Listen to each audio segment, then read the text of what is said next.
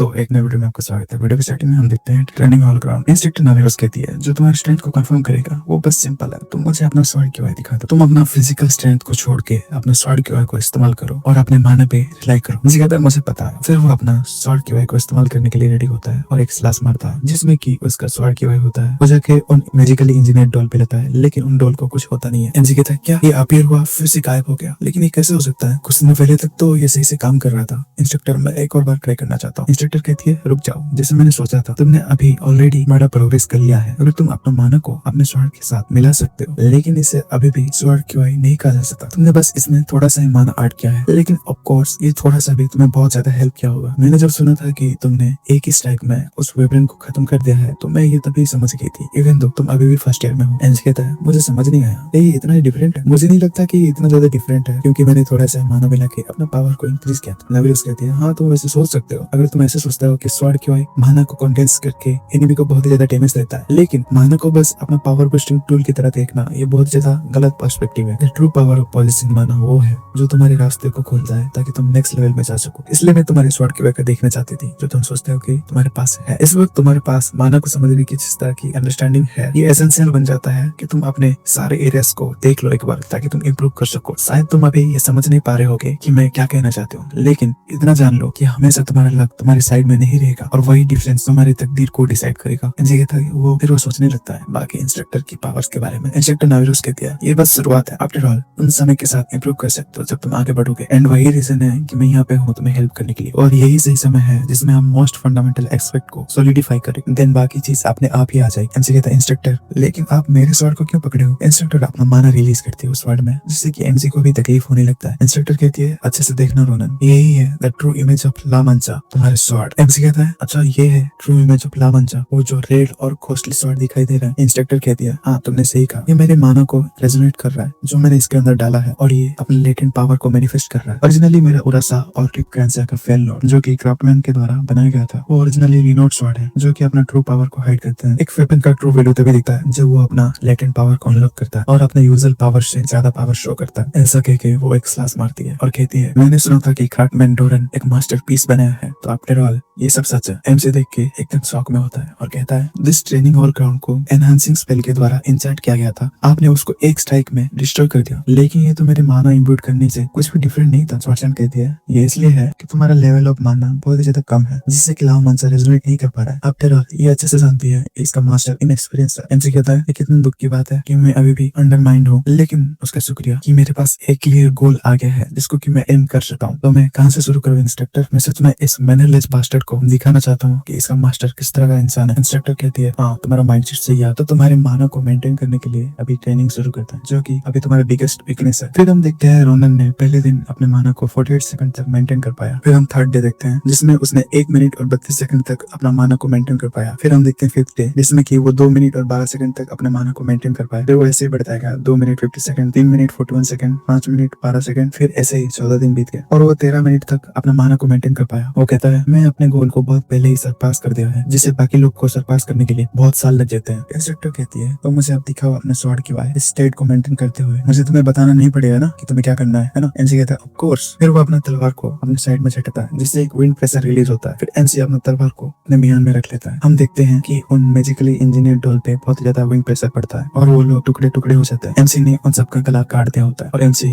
वो करके बहुत ज्यादा खुश होता है। इंस्ट्रक्टर नाविगेट देखती है कि वो मैजिकली इंजीनियर डॉल का गला कट चुका होता है और वो कहती है बहुत ही अच्छा किया रोनन, तुम अभी थोड़ा तो समझ गए, इसलिए अपना ट्रेनिंग को जारी रखो। एमसी कहता है हाँ मैं जितना ही ट्रेन कर रहा हूँ मैं डेफिनेटली इसे और भी ज्यादा फील कर पा रहा हूँ, बस अपने माना को मेंटेन करने के लिए फोकस करने की वजह से मैं अपने बॉडी के बाकी सेंसेस को भी अच्छे से फील कर पा रहा हूँ और मैं अपने बॉडी के अंदर जो माना है उसको एनहांस भी कर सकता हूँ और उसके पोटेंशियल को समझ सकता हूँ अच्छे से कि मैं कितना पोटेंशियल होल्ड करता हूँ। इंस्ट्रक्टर कहती है आई सपोज कि तुम अभी अच्छे से समझ पा रहे हो माना के बेसिक को। फिर हम देखते हैं इंस्ट्रक्टर जॉर्डिन आ जाते हैं। वो कहते हैं तुम अभी ओवर टाइम वर्क कर रहे हो और अपने स्टूडेंट को एक्सप्लॉइट कर रहे हो। इस टाइम में ऐसा लग रहा है कि तुम्हारा बाकी लोगों को एजुकेट करने का अनयूजुअल पैशन अभी भी वैसा ही है। हे लॉन्ग शॉर्ट रास्कल, मैं माफी चाहता हूँ कि तुम जब बिजी हो तब मैं विजिट कर रहा हूँ, लेकिन मुझे क्या थोड़ा सा समय मिल सकता है? कुछ है जिसके बारे में मैं तुमसे बात करना चाहता हूँ। ये तुम्हारे उस डिसाइपल के बारे में है जिसको कि तुम सबसे ज्यादा चेरिश करते हो। एमसी सोचता है प्रोफेसर जॉर्डिन यहाँ तक आए नहीं, सबसे ज्यादा जरूरी ये है कि क्या वो हमेशा से ही इतना ज्यादा अच्छा लगते थे? नाविगेट कहती है अगर तुम मेरे डिसाइपल के बारे में बात करना चाहते हो तो ये जरूर माना के बारे में होगा, है ना? जॉर्डिन कहता है जैसे कि तुम जानते हो कि रोनन के पास यूनिक कॉन्स्टिट्यूशन है तो उसे रेगुलर चेकअप्स की जरूरत है। नाविगेट कहती है अच्छा तो तुम उसको लूटने के लिए अभी ये एक्सक्यूज बना रहे हो, अगर ऐसा ही है फिर वो अपना स्वॉर्ड को निकालने लगती है। जॉर्डन घबरा के कहता है अरे शांत हो जाओ, शांत हो जाओ, पहले तुम अपने स्वॉर्ड को नीचे रखो, मैं बस अपने प्रॉमिस को निभाने आया हूँ। रोनन के वजह से सोनिया जो कि बहुत समय से कोई इंप्रूवमेंट का साइन नहीं दिखा रही थी, वो अभी एक होप दिखा रही है। इंस्ट्रक्टर कहती है क्या सोनिया? जॉर्डन कहते हैं हाँ ये बहुत समय लगेगा लेकिन ये मुझे अच्छा लगेगा कि तुम वहाँ पे आके उसको एक बार देख लो। सोनिया को तुम्हारे एडवेंचर सागा बहुत पसंद आते थे और अभी सबसे ज्यादा जरूरी रोनन नहीं है लेकिन कोई और है। इंस्ट्रक्टर कहते हैं क्या आदिशान है? जॉर्डन कहते हैं हाँ, रोनन के रिक्वेस्ट करने की वजह से मैं आदिशान के बारे में रिसर्च कर रहा था, मुझे अभी सही से पता नहीं है लेकिन अगर मेरा थ्योरी सही है तो वो बच्चा बहुत ही ज्यादा डेंजरस है, वो इस तरह का पावर को पोजेस करती है जो कि वो अपने आप हैंडल नहीं कर सकती। तुमको थोड़ा बहुत पता चल ही गया होगा कि मैं किस डेंजर पावर के बारे में बात कर रहा हूँ और तुमने उसको अपने पास रखा ताकि तुम उसके ऊपर अच्छे से नजर रख सको, उस बच्चे की वजह से सभी लोग। तभी इंस्ट्रक्टर कहते हैं बस हुआ जॉर्डन, मेरा आदिशान इतना फ्राजाइल नहीं है जितना तुम सोचते हो, सो उसके फ्यूचर के बारे में कुछ भी कंक्लूजन मत निकालो। जॉर्डन कहते हैं ठीक है अगर तुम ऐसा ही बोल रहे हो तो चलेगा ये, पर अभी के लिए हम इस इशू को उस बच्चे के ऊपर ही छोड़ देते हैं। इंस्ट्रक्टर नाबिरोस थोड़ा सा आगे बढ़ जाती है अकेले खड़े होने के लिए। एमसी कहता है हाँ। इंस्ट्रक्टर थोड़ा सा गुस्से में लग रही है। एमसी कहता है हाँ याद है, आप थोड़ी देर पहले मर्सिनरी कॉर्प्स के बारे में बात कर रहे थे, क्या आप दोनों पहले मर्सिनरी वर्क करते थे? जॉर्डन कहते हैं हाँ 10 साल पहले हम ये सब करते थे और साउथ की तरफ हम दोनों बहुत ज्यादा फेमस थे और हमारा पहला मीटिंग थोड़ा सा अच्छा नहीं गया था और वैसे ही मैं और नाबिरोस मिले थे, हम दोनों को एक दूसरे को खत्म करने के लिए कमीशन मिला था। मुझे उस दिन के बारे में धुंधली सी याद है, उस दिन नाबिरोस सच में एक इनकारनेशन ऑफ डेथ लग रही थी। मैं उस दिन जितना डरा हूँ मैं उसे शब्दों में बयान नहीं कर सकता, अगर उसको अभी के साथ कंपेयर किया जाए अभी वो इंसान की तरह लगती है। उसे कहता है अच्छा तो वो इतना ज्यादा इंप्रूव होगी? जॉर्डन अपना बात को पूरी करते हुए कहते हैं एज ए रिजल्ट मैं ब्रूटली हार गया उससे उस दिन और ऑलमोस्ट मरने वाला था। अगर सोनिया जो कि उस एरिया का रेसिडेंट थी उसने मुझे बचाया नहीं होता तो मैं वहीं पे ही मर जाता उसी तरह, मैं जिंदा लाश की तरह था, लेकिन सोनिया ने मेरा ख्याल रखा और ऐसे ही उसी टाइम में हम लोग कपल बन गए और उसके बाद से मुझे ऐसा लगने लगा कि फाइटिंग भी एक टाइप का रिलेशनशिप है और उस दिन से नाबिरोस और मैं एक कॉमरेड बन गए। ऑफ कोर्स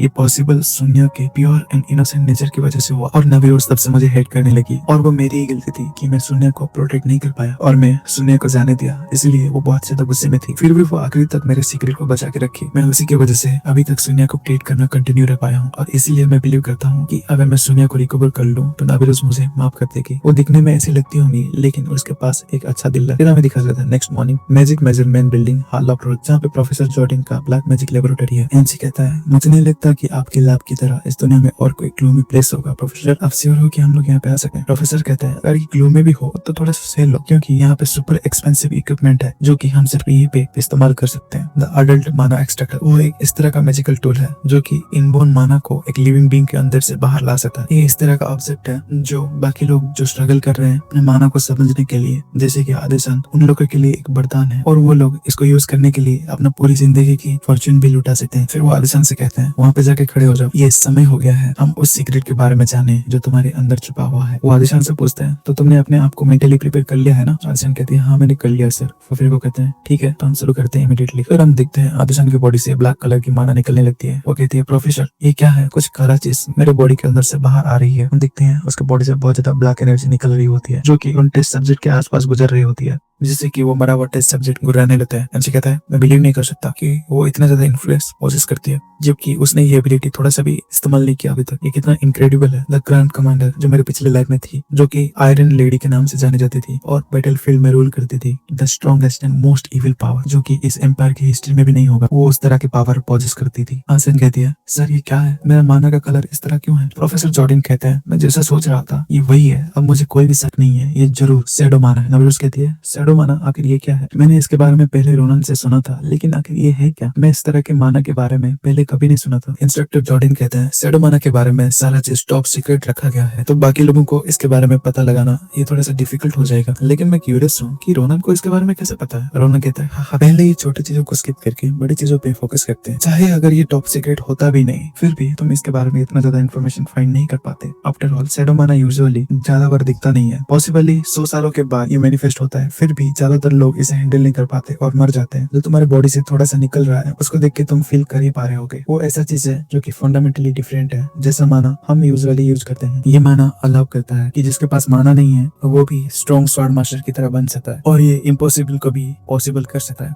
ये इस तरह का पावर पोजेस करता है जो कि बियॉन्ड लॉजिक एंड प्रोविडेंस है और वही चीज है द शैडो माना। लेकिन इसमें एक प्रॉब्लम है कि ये इस तरह के वक्त में मैनिफेस्ट होता है जो वक्त उसका ऑनर को भी नहीं पता होता और उसका ऑनर ज्यादातर इस पावर को कंट्रोल नहीं कर पाता और अपने आप को रेज मोड में डाल देता है। और अपने पास जो भी लोग होते हैं उन लोगों को खत्म कर देता है। वो पागल सा हो जाता है और आखिरी में वो अपने पावर के साथ खुद को ही जला देते हैं। क्या तुम अभी भी इस पावर को चाहते हो आदिशन? अगर तुम चाहोगे तो मैं इस माना के ऊपर एक लिमिटेशन लगा दूंगा ताकि ये माना मैनिफेस्ट न कर पाए, या फिर हम ऐसा कोई तरीका ढूंढेंगे जिससे कि तुम्हारे शैडो माना कम्प्लीटली एलिमिनेट किया जा सके। ये भी एक ऑप्शन है, तो इसके बारे में अच्छे से सोचो और एक डिसीजन लेके मुझे बताना। इतिहास में जिसके पास भी ये शैडो माना था वो इसके पावर को कभी भी कंट्रोल नहीं कर पाया है और सबका अंत बुरा ही हुआ है। शैडो माना एक डबल एज स्वॉर्ड की तरह है, तो तुम मुझे बताओ क्या तुम इसको हैंडल करने के लिए प्रिपेयर हो? तो इसी के साथ ये वीडियो को यहीं पे खत्म करते हैं। वीडियो में बहुत ही ज्यादा कम व्यूज आ रहे हैं, तो मैं आपको रिक्वेस्ट करूंगा कि आप वीडियो को लाइक कर दीजिए, चैनल को सब्सक्राइब कर दीजिए और हो सके तो अपने दोस्तों के साथ इसको शेयर कर देना। Thank you. मैं मिलता हूँ आपको अगली वीडियो में, तब तक के लिए बाय।